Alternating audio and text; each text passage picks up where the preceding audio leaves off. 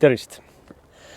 Tihtipeale küsitakse, milliseid objektiive endale valida, milline objektiiv on hea, milline objektiiv võiks olemas olla. Minu jaoks on välja kujunenud, et ühes fotokotis võiks olla kaks põhiobjektiivi, 24-70, 2,8 ja 70-200, 2,8. Kui neid kaks objektiivi on fotokotis olemas, siis on põhimõtteliselt kogu vajalik, igapäevane vajadus ja vahemik nagu kaetud. Täna meil ongi kaasas siin üks objektiiv Tamronilt. Tamroni uus 70-200 mm 2,8. Ja seda me siis täna lähemalt siin ka testime, vaatame, kaeme ja sellest lähemalt räägime. Üks oluline asi selle Tamroni objektiivi juures, kõikidest parameetrist asjadest rääkimata, on see, et tal on komplektis varjuk. Tihtipeale on see probleem, et kui me ostame objektiivi ja siis peame veel eraldi ostma varjuki, see antud juhul on meil ilusti komplektis juba olemas varjuk, mis on igati oluline komponent. Kui me siin näeme ilusti uhkeid ja vajalikke kirju, mis kõik viimane kui üks viitab sellele, et tegemist on hea ja kvaliteetse objektiiviga. Zoomirõngas, hea lühike käik ja hästi mõnus ja sujuv. Et ei ole mingit lõtku, ei ole sees, mingit järske liigutusi. Järgmiseks on teravastamise rõngas. Samamoodi hea ühtlane sujuv käik, mis oluliselt lihtsustab siis teravustamist. Ja on meil ka siin nii-öelda see teravussügavuse skaala siin peal ja see objektiiv on meil nii uus, et siin on lausa meil see kile peal. Nii võtsime kile ära. Nüüd on ilusti näha. Siin külje peal on meil veel kaks sükest olulist lülitit. Fookuse sisse-välja lülitamise lüliti ja stabilisaatori sisse-välja lülitamise lüliti. Ehk siis objektiiv on varustatud stabilisaatoriga ja see stabilisaator on juba selline Tamroni objektiivide suhtes nagu selline legendaarne omadus, et nad on tõesti väga head ja väga hästi töötavad stabilisaatorid. Veel kaamera lähemal liikudes on meil siin statiivikrae, selleks, et siis kinnitada statiivi peale kaamera külobjektiivi abil ja see krae käib siit ära vajadusel, et selle saab siit lahti keerata, ära võtta, juhul kui meil seda näiteks tarvis ei ole. Et väljanägemiselt ta siis selline on meil. Kätte võttes ilus korralik tükk.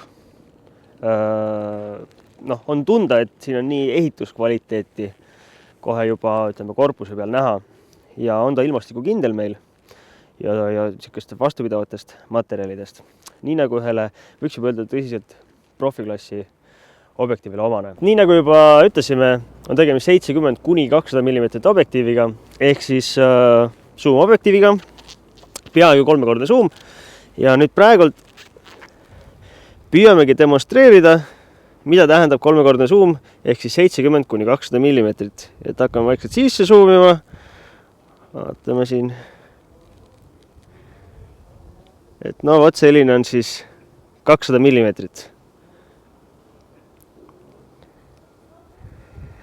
Tundub justkui nagu eriti palju ei olegi, aga olenevalt siis pildistamissituatsioonist on see täiesti piisav. 200 mm peal teha näiteks portreepilte või siis väikseid luurepiltegi saab teha juba. Proovime ära ka selle objektiivi teravastamise kiiruse. Ja selleks oleme siis valinud kaks objekti. Esiplaanil on meil siin suudlevad tudengid ja tagaplaanil Raekoja torni kellad. Ja vaatame siis, kui kiiresti ta nüüd nende kahe vahel suudab teravustada. Teravustame siis kõigepealt tudengitele ja nüüd kellatornile. Tuleme tagasi tudengite juurde. Tõesti, et see teravustamine käib peaaegu nagu momentselt. Selle objektiivi teravustamine on tõesti kiire. Lukustab kiiresti ära, teravustamine on ühtlane ja hästi vaikne, et ongi praktiliselt kuuldamatu. Aga nüüd me lähme proovime veel ühe omaduse ära, nimelt Tamroni palju kiidetud stabilisaator. Selleks me lähme võtame ühe tee, istume hämaras kohvikus maha ja paneme proovile, kui hästi see stabilisaator hämaras meid siiski välja aitab.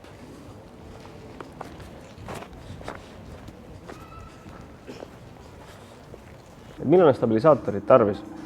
Ennekõike hämarates tingimustes, kus meil ei ole võimalust nagu lisada lisavalgust. Särjeaeg läheb pikaks ja siis kindlasti ka tavaliselt sellise teleotsal, ehk siis mida pikem objektiiv meil siis antud juhul zoomitud 200 peale, seda rohkem nagu annab tunda käte liikumisest tulenev siis selline värin. Ja mõtlesime, et teeme siis paar testpilti, et teeme ühe siin pildi, stabilisaator on sees, särjeaeg on meil 1/4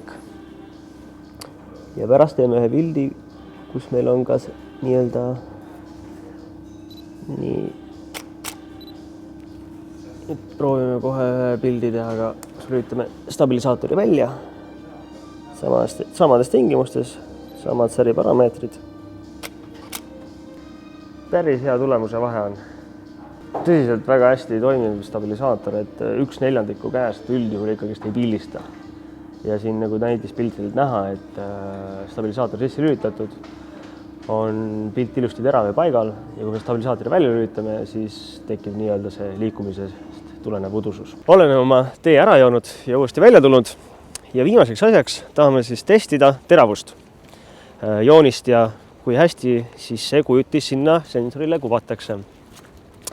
Selleks olen valinud välja 2 objekti ja esimeseks on meil need sildid siin ja teeme 70 mm pealt ja ava meil 2,8 ehk siis täis lahtise ava juures.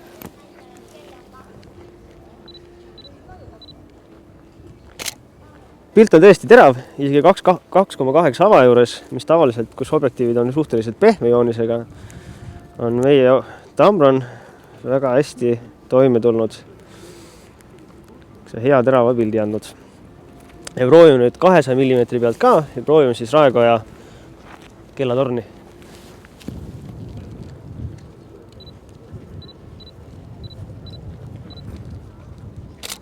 Pilt on tõesti ilusti terav. Muidugi tuleb arvesse võtta, et me pildistasime 2,8 avaga, mille juures enamik objektiivid on siiski suhteliselt pehmed. Et praegu 2,8 juures on hea ilus terav pilt ja võttes arvesse, et kui me nüüd teeksime näiteks 5,6 avaga, siis oleks see pilt veel teravam.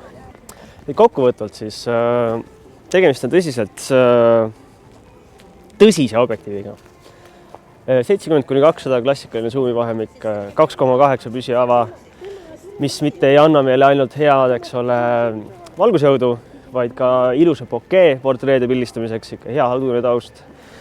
Stabilisaator töötab kenasti, pildi teravus on hea, et midagi halba nagu välja ei tulnudki täna selle objektiivi juures. Ütleme nii, et mina annan oma hinnangu siin väga hea.